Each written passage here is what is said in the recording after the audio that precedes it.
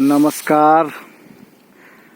ये शुभ वीडियो साल के अंतिम दिन अपने मित्रों के साथ पीपल नीम तुलसी अभियान के मैनपुरा एलसीटी घाट गंगापथ पाटलिपुत्र की धरती मगध सम्राट का घर से बोल रहे हैं। ये देखिए, ये अंतिम चरण आज का जो हम लोगों ने एक पिकनिक मनाया था उसका अंतिम चरण चल रहा है, जिसमें डॉक्टर प्रियदर्शी जी थोड़ा लेट से आए हैं, इसलिए हम लोग का कारवां देर तक चला है। और पहले तो और कई एक वीडियो बना है, उस बीच में ये अंतिम है क्योंकि ये मित्रों के साथ अभी थोड़ी देर में आए हैं। और ये भी अपने आप को भाग्यशाली, हम लोग का जो एक पार्टी चल रहा था उसमें शरीक हुए हैं। हम लोग का सौभाग्य है कि सर का साथ मिला है। लास्ट दिन है ये दिसंबर 31 का, और कल से जो है नया दिन आने वाला है। फिर मिलेंगे अगले साल। फिर हर साल की तरह अगले साल भी मिलने का आह्वान लोग कर रहे हैं। और ये साल के अंतिम दिन हम डॉक्टर साहब से गुजारिश करें कि 2 शब्द बोलें बच्चों को, स्कूल के बच्चों को, कॉलेज के बच्चों को वृक्षारोपण से लेकर के इस प्रकृति प्रेम को। देखिए, घर में खाने का मजा और ये प्रकृति के साथ रह करके खाने का मजा, दोनों में बहुत अंतर है। जी जी। प्रकृति के साथ, प्रकृति के पास रहने से आदमी को तन भी स्वस्थ होता है, मन भी स्वस्थ होता है और आत्मा भी तृप्त होती है जी। तो इस तरह से सबको प्रकृति के साथ रहना चाहिए, प्रकृति के साथ चलना चाहिए।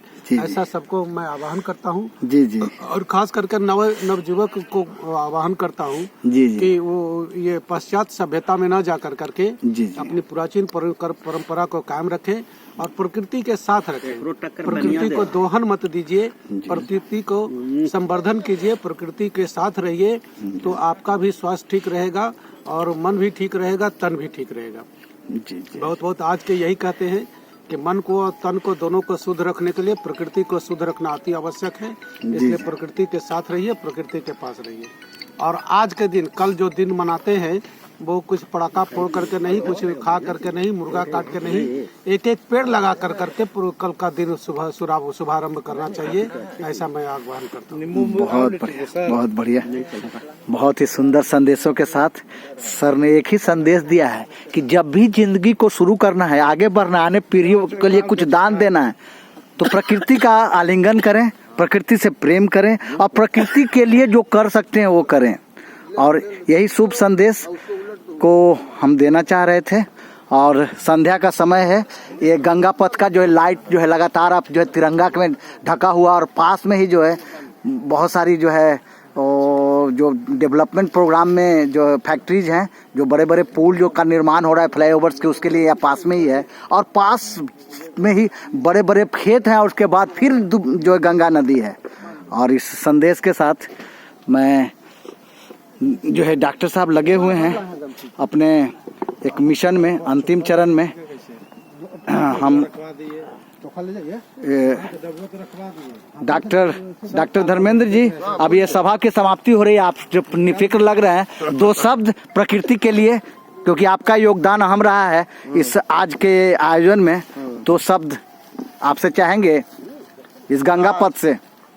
आज हम लोग गंगा पथ पर एलसीटी घाट में जी जितेंद्र जी के तालाब पर जी, जो कि मैनपुरा निवासी और पूरा निवासी जी, उनके सौजन्य से आज हम लोगों ने साल के अंतिम दौर पर जो भी हमारे पर्यावरण योद्धा थे उनको एक लिट्टी चोखा पर आयोजित किया था। जी। और आपस में एक संवाद हुआ। जी। और आगे चलकर भी हम लोग का जो ये नीम कॉरिडोर बनाना है गोलघर से लेके एलसीटी घाट पर, उस पर एक परिचर्चा भी हुई। सब लोगों का सहयोग मिलते जा रहा है। और आज साल का अंतिम दिन था। प्रकृति के तहत वही प्राकृतिक भोजन के तहत हम लोगों ने आज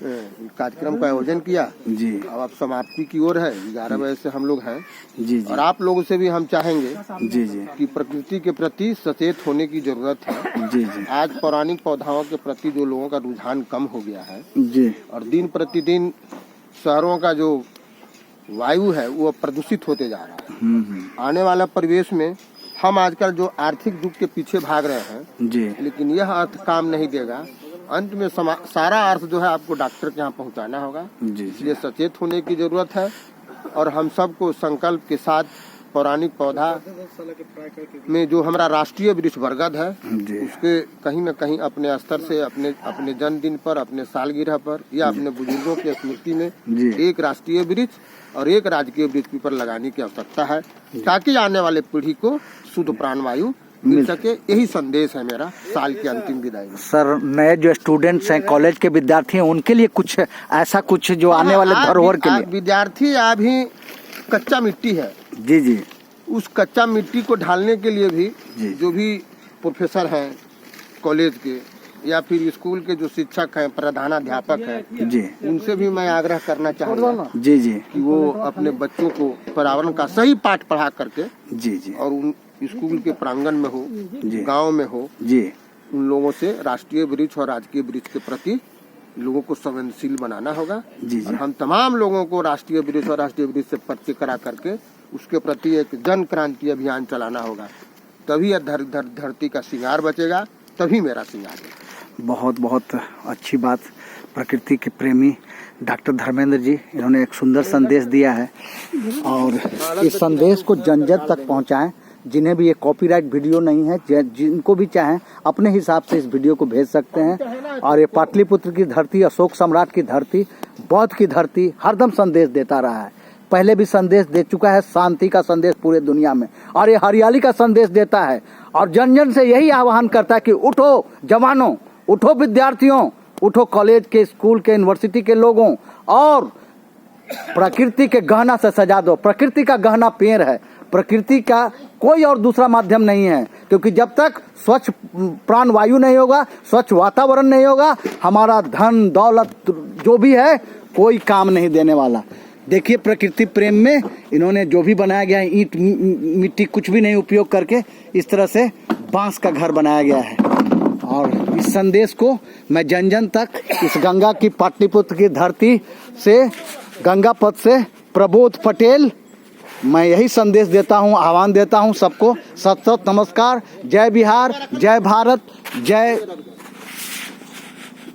पीपल नीम तुलसी अभियान।